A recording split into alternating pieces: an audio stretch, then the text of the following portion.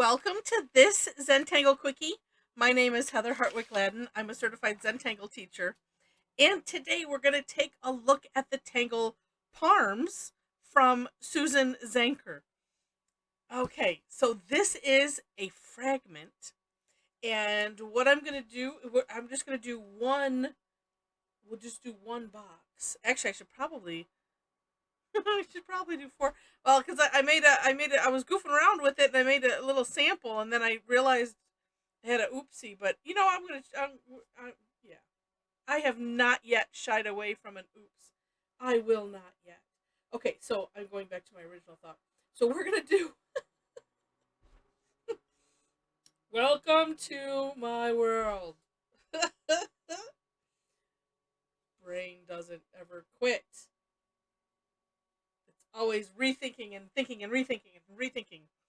All right, which is what's so nice about Zentangle because you can kind of channel it, you know. All right, so I had this is going to be one box of so we can just show the fragment.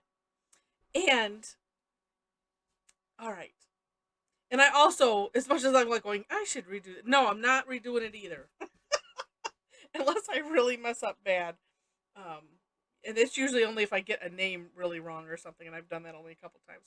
All right. I like to do this, one take, and and come what may, because that is what Zentangle is. We just you just go, and that's that. No such thing as a mistake. All right, so this one starts off uh, with a little bit of a curved line. Now I shied away from this one for a bit when it came out on Tangle Patterns because I'm like, because it's like it's not. I don't know.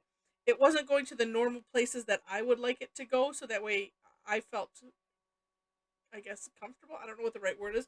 But anyway, so sometimes you just have to just say, you know what, let's just do it. And so I did, and it's really neat. Okay, so from this is the bottom left corner. We're just going to draw a straight line at an angle. So you're not going to the middle. It's, you choose the distance. It'll be fine.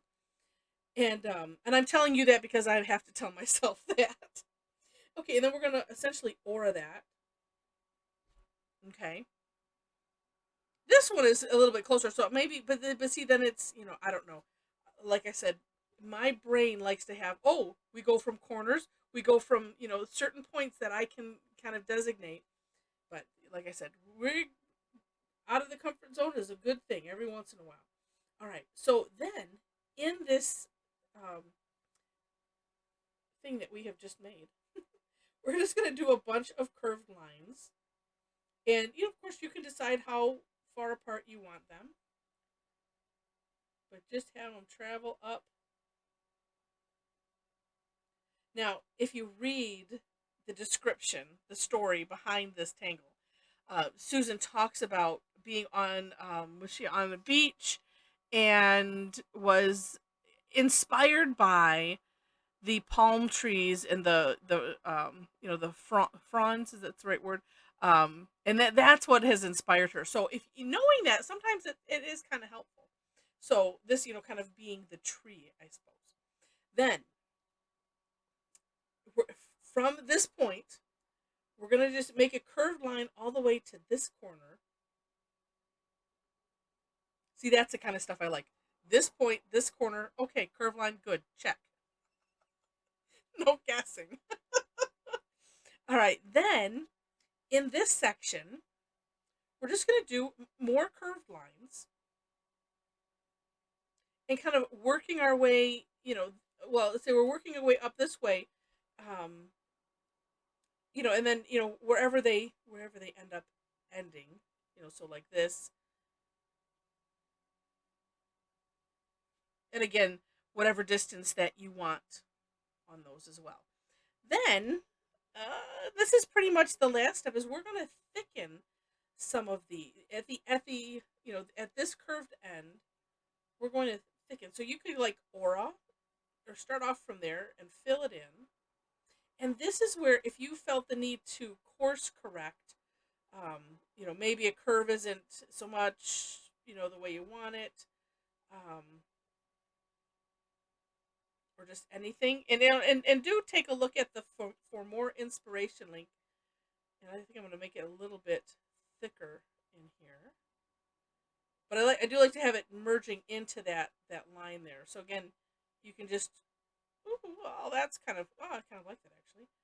But you could do that. So auraing and on either side. So if, for instance, maybe something is too close or too far apart, that could determine which side you put, you thicken like this, that you would aura. And you could probably do more than I put in here. But what's nice, personal choice, it's all good. I'm going to thicken this one because they're a bit far apart. I can maybe go a little bit thicker. Yeah, okay, I kind of like that. So then we can have some fun with shading. Now, the one place for sure, let's go on the underside of these.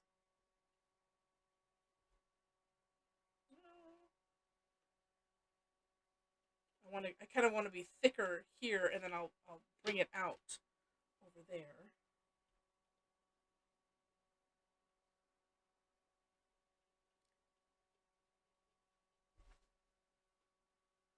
Let's see. And just with a little bit of a curve, little circles. And too, depending on the amount of space, because what you want to make sure to have is some original tile color. And I always say that because you might be using on a toned paper, but you want to have some original color there, so that way you get the effect. Yeah, and it's neat how it's just underneath, so it creates that shadow, which is really really cool. Then could do the same thing here. I'm just going to use what's left on my tortillon. Well, and actually, depending, this you could do two ways. Now, let's see. I'm gonna dim that light from it because I think it is being too bright. Okay, let's do this. Is it? Well, no, actually, what I have there is really really light. Okay, let's change. Let's change tortillas. I want something. This one has this really neat thin tip, and I've done good to keep it this way. It's getting a little bit floppy at the end here, but I like that it has stayed. And this, I'm kind of just, I was scooching it, just kind of a back and forth or an up and down motion, because it's the gradient is being spread out by the tip, but it's not, going out too far. Where if I did that with this, I think it would bring it out a little bit too far into the center here, where I don't want it.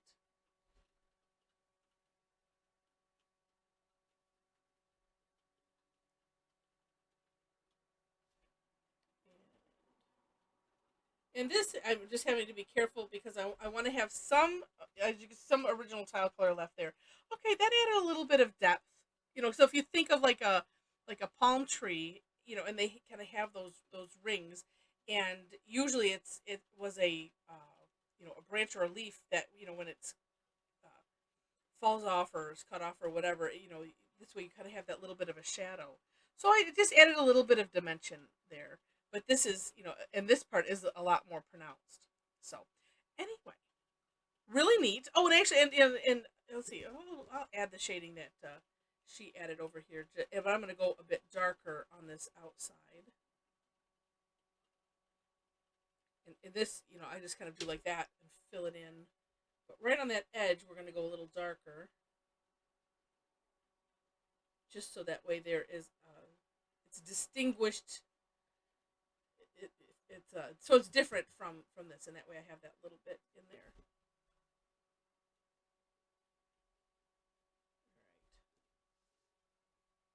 Heck, could even do the other side, but nah, that's okay. It's kind of neat that way. Although, no reason why I can't, but we'll leave it that way for now. So, as I mentioned, this is, you can use this as a fragment. So in a grid, so this is one box in the grid. You can have, whatever your grid is, you can put them all the same way. You can have one going one way, one going another. You mix it up however you want to. So on this one, I did it, but I mirrored them. So I have, obviously, so I have this going this way, but on this side, I did the mirror image of it because I thought that would be cool. And then I have the oops on the bottom that I didn't realize till afterwards because I was just apparently enthralled by making sure that things lined up, and it was creating a neat effect. I didn't realize what I missed, but it also proves the point that if you miss something, it's okay. It's all right. It still has a neat look, and I'm good with that. Um, so anyway, it's a really neat tangle, and you can have fun with, like I said, however you want to arrange those, and great fun. And I know there's a lot of people that have been on our Tangle Addicts Facebook community that have, and I think it might just be on the Apple, like on the iPhone. I'm not sure. I haven't looked for it on my Android, but a mosaic app that will take this and play around with it for you. I kind of think it's neat to do it this way, but you can have fun and flip things around and then maybe recreate it, with your own hand. But just really, really neat to tangle. And do check out the For More Inspiration link, so you can see some of Susan's samples and the artwork from herself, because she shows, some ideas on, with variations and things. And my link, or my step out, is in there also. And also, yeah, and on uh, Linda Farmer, who runs Tangle Patterns, she did hers. Actually, it's kind of the opposite way. So having this part like on the outside, so you can see what that looks like as well. Um, and below all of that are ways to connect with me. So if you enjoyed this video, if you kind of like my crazy style and the philosophy of that there are no mistakes, and I really mean it, I would love to have you join us for live classes. So we look at I pick a tangle or two. I do this every week, and we have a lot of fun with it, and really work towards the philosophy of there's no such thing as a mistake. It just, I don't know. There's something really freeing when you get your head around that, and that there is no such thing as a mistake, and having creative problem solving, with your piece of paper, and figure, well, how am I going to make this the way I like it? And so we have fun with that.